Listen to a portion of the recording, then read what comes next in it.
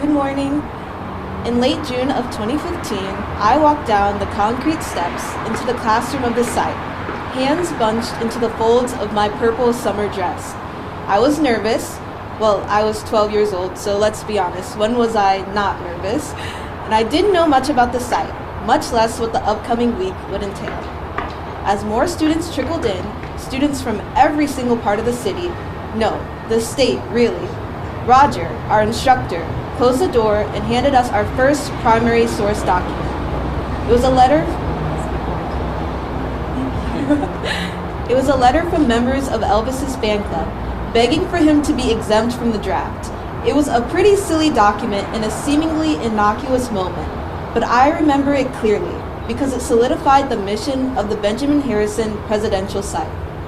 History, and by extension, our present lives are wholly dependent and composed of not the extraordinary, but the ordinary, the ridiculous, and the faintly melancholic.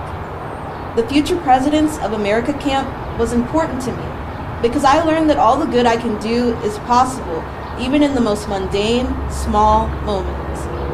Like when we attended our first naturalization ceremony on this lawn, or stared in wonder as archivists explained the methodical process of preservation. I learned that because history is bound by the ordinary, our leaders don't have to be sensational. The best thing the FPA taught 12-year-old me, and is still teaching me, is that there is not just one way to be a leader, and that being a great one really isn't possible. Greatness implies that actions should be admired or mimicked, but everyone has admirable traits. So, there's no instruction manual for leadership. There is no template.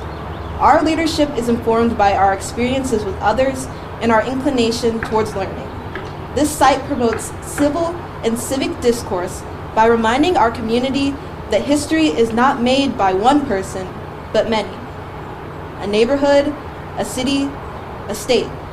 It is a collection of good deeds and sound education. And I think that we can all agree that the Benjamin Harrison presidential site provides those in abundance.